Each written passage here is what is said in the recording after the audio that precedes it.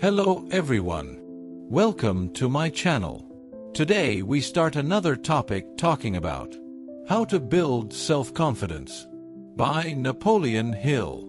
Are you ready? Let's start together.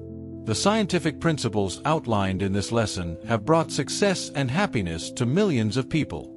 This particular treatise on how to build self-confidence was written more than 7 years ago as a part of a general course in applied psychology.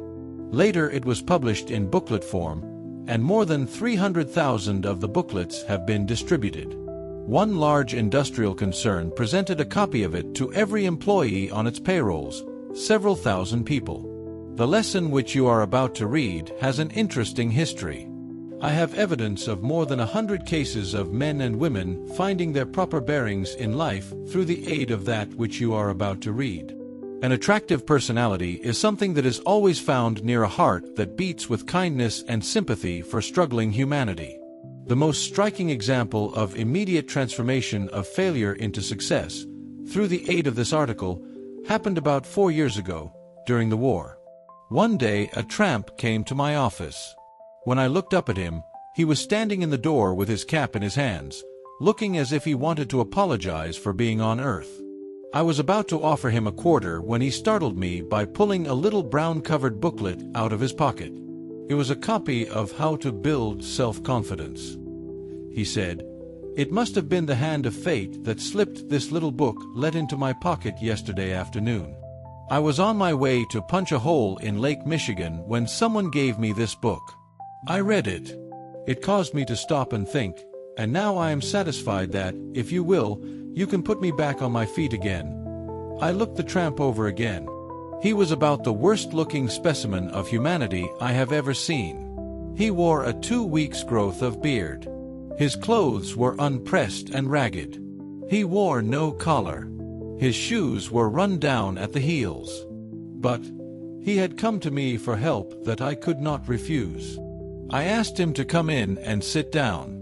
Frankly, I had not the slightest idea that I could do anything for him, but I did not have the heart to tell him so.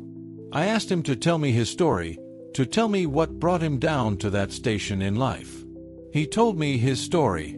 Briefly, it was this. Prior to the war, he was a successful manufacturer up in the state of Michigan. The war caused his factory to fail. It wiped out his savings and his business, and the blow broke his heart. It undermined his faith in himself, so he left his wife and children and went out and became a beggar. After I had heard this story, I thought of a plan for helping him. I said to him, "I have listened to your story with a great deal of interest, and I wish I could do something for you, but there is absolutely nothing that I can do." I watched him for a few seconds. He turned white and looked as though were about to faint. Then I said, "But there is a man in this building to whom I will introduce you, and that man can put you back on your feet in less than 6 months if you will rely upon him." He stopped me and said, "For God's sake, lead me to him." I took him out into my laboratory and stood him in front of what looked to be a curtain over a door. I reached over and pulled the curtain aside, and he stood face to face with the person to whom I had promised to introduce him, looking himself squarely in the face, in a tall-looking glass.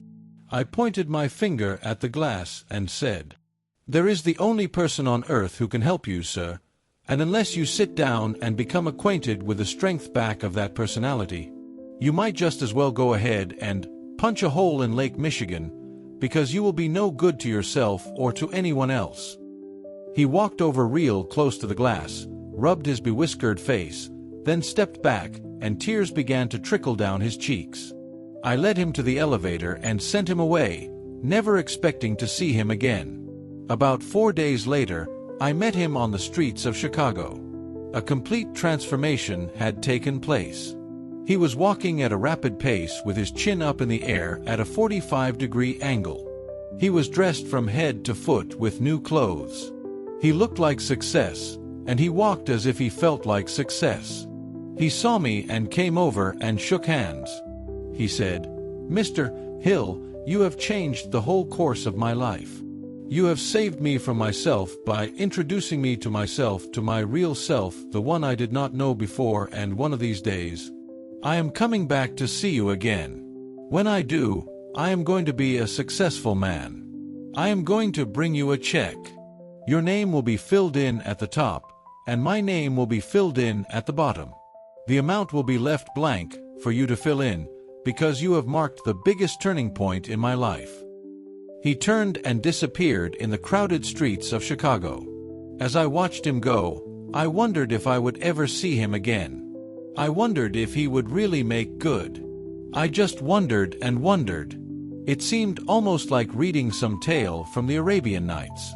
Which brings me to the end of my introductory remarks, and to an appropriate place to say that this man has come back to see me again.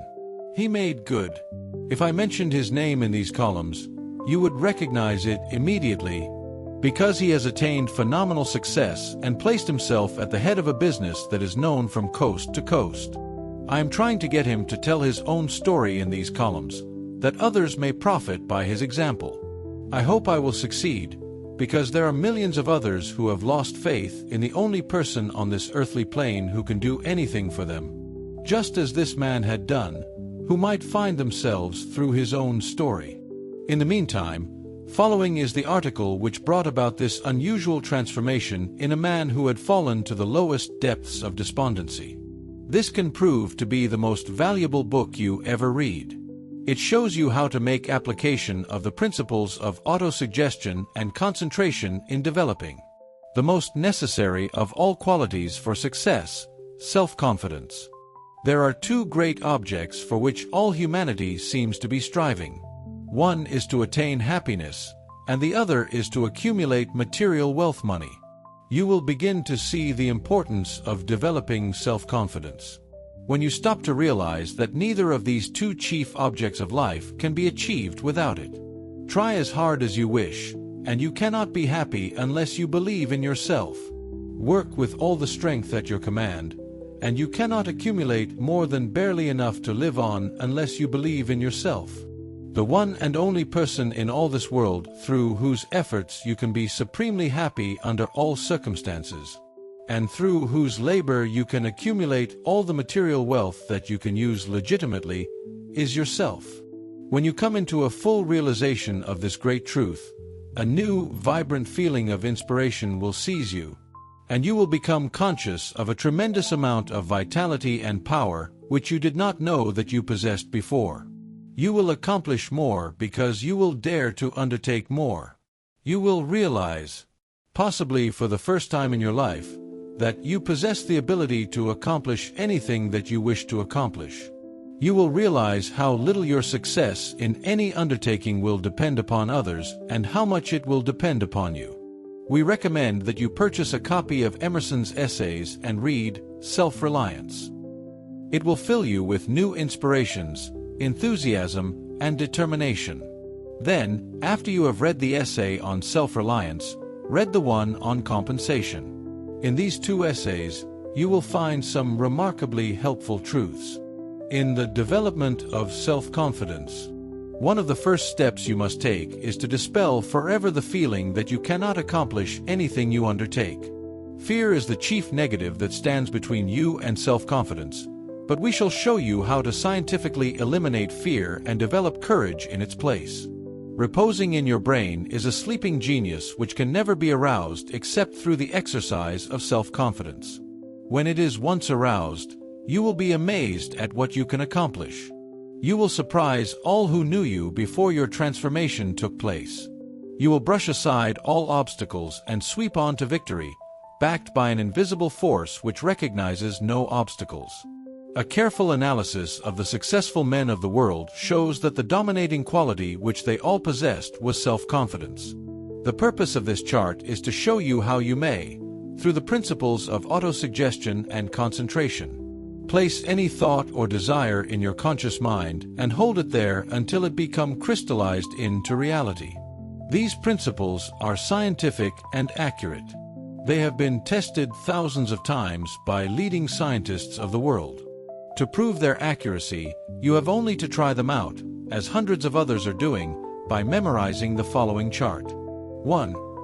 I know that I have the ability to accomplish all that I undertake. I know that to succeed, I have only to establish this belief in myself and follow it with vigorous, aggressive action. I will establish it. 2. I realize that my thoughts eventually reproduce themselves in material form and substance and become real in the physical state.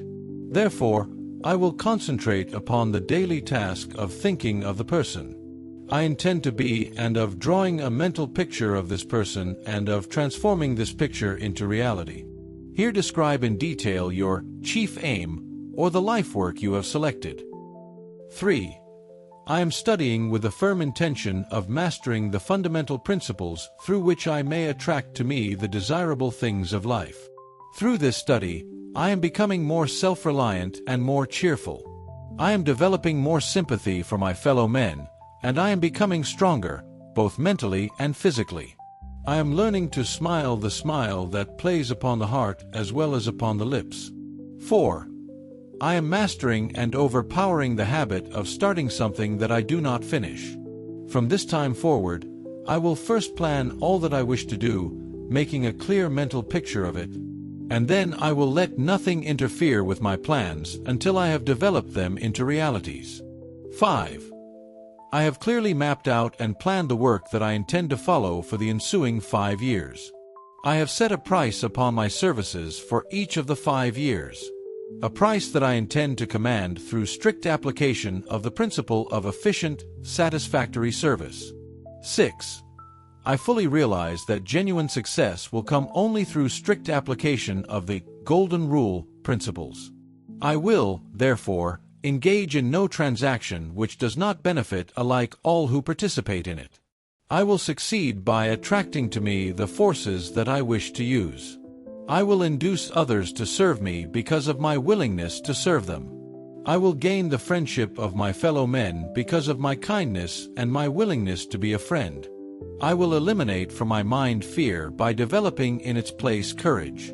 I will eliminate skepticism by developing faith. I will eliminate hatred and cynicism by developing love for humanity. 7.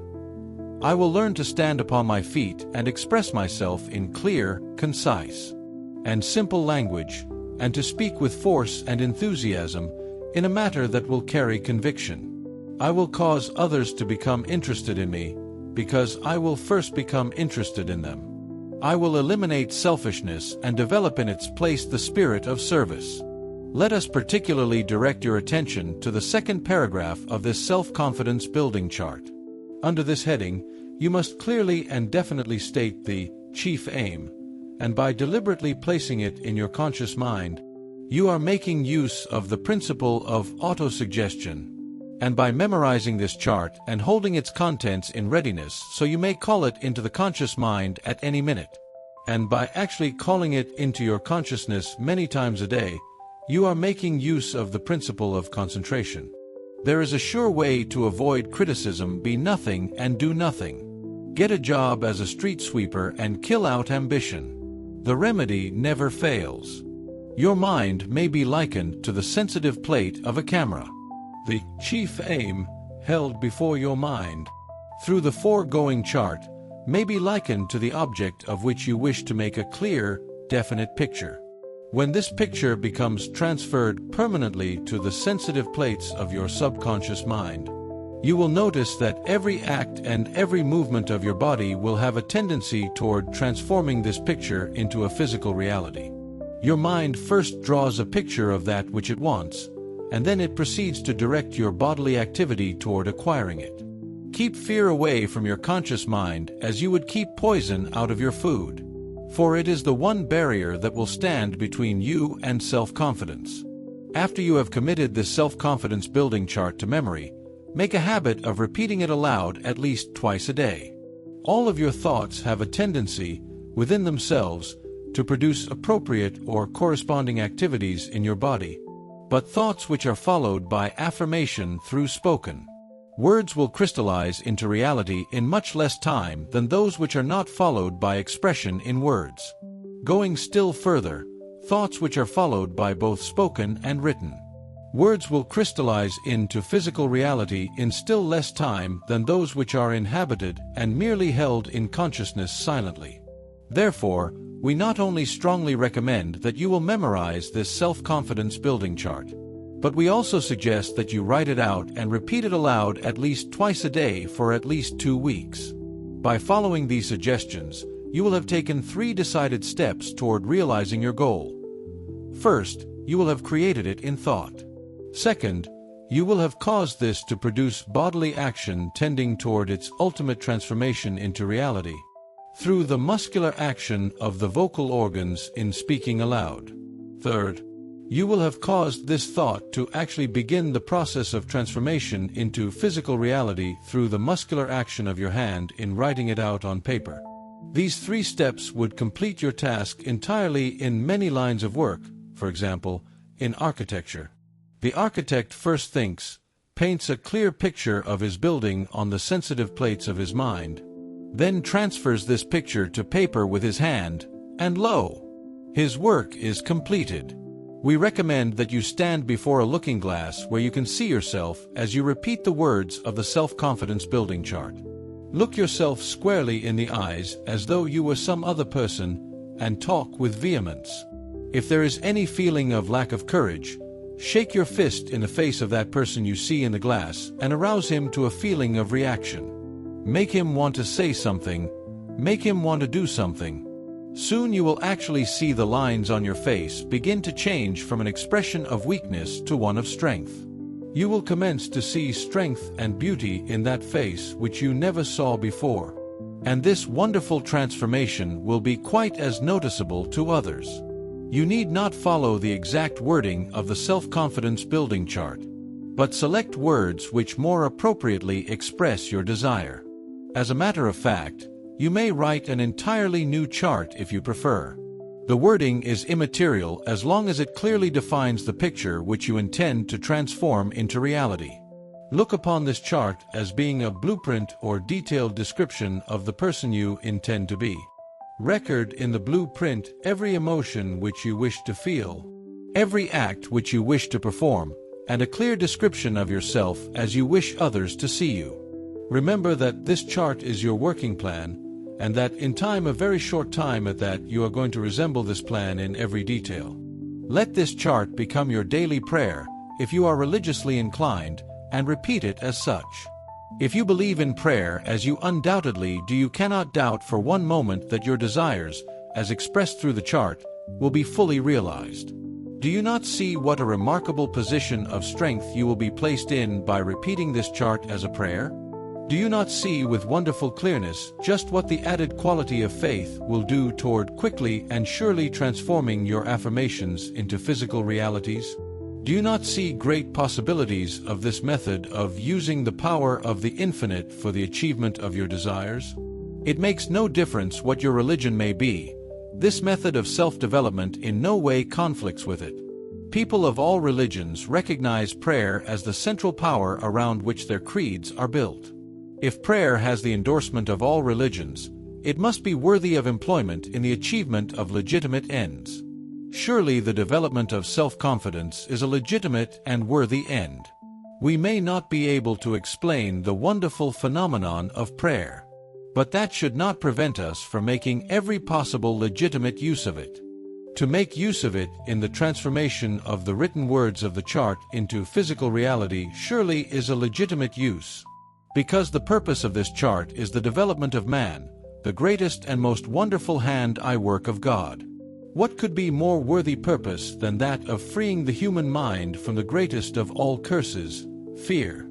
And what is the self-confidence building chart for except to eliminate fear and build courage in its place?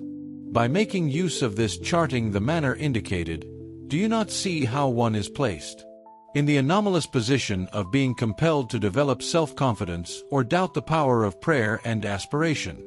Do you not see what a powerful impetus is given to your undertaking by the added quality of faith which attaches to prayer?